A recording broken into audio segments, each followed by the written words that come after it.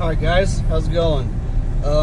Today I'm doing a review on the Easy Jake. The Easy Jake is for those of us that drive truck. It is it's a little boot basically. It's the bottom of your shifter boot. Right here, I'll show you. This is what it is right here. The bottom of half of your shifter, and it has a little switch off of it. Obviously, as the name says, Easy Jake. It takes and moves your engine brake over here to on the shifter, because obviously, you know, you're shifting, blah blah blah, you can hit the button, blah blah blah. Well, I'd like it that it's here. You know, my engine brake is normally right here on the steering wheel. Now most people would be like, well, that should be easy to reach too. You know, you got your hand there, you can just hit the button. Sometimes, you know, obviously yes, that's easy to reach, but sometimes it actually, you know, you'll have to take your eyes off the road. Yes, I'm used to driving with it right here, but there's a lot of times where I'm like hitting this, I'm like, why is it not working? Well, I'm hitting my marker increments where, you know, it's flashing my lights. You know, or I've gone to hit this and I hit the stupid air horn instead. You know, so you got to take your eyes off the road, and this basically just keeps you from having to even take your eyes off the road. Now, most people that would do this most likely have it up here.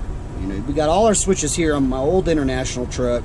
I had a 9900i, and it had the engine brake up here. Now that's really an inconvenience. When you're trying to drive, you have to take your eyes off the road and reach for it.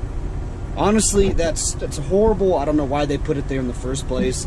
This was a lot better, but I wanted to try this. My friend told me about it. I was like, you know what? I'm gonna try it. I didn't even know anything about it. And would I do it again to another truck? If I had a truck that had it up here, maybe. If I had, you know, another one of these where it's right here, I would probably never ever do this.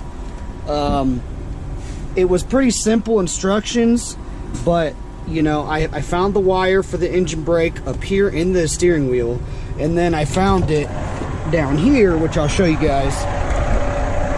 Down here I found it, and you know, look at that mess. I had to test almost every wire until I found it. Then I had to run, you know, the wires up right here. I had to ground the wire back there, you know, and then I brought it up. I took this whole piece out. I brought it up through there. It comes up in here because I can't lift my my rubber mat up because it's stuck to the floor. So when I replace the floor, I'll put it underneath, you know, and then you won't even see it, and it comes up through here. Well, I messed up the first time, and I ran it out that way to where to a different place where a ground was. Bad idea. The ground was bad, and it would make the engine brake faulty. I don't know what it is. You know, it's supposed to work where you got a power, a ground, and in the middle you got your accessory. Well, mine works by applying a ground to it.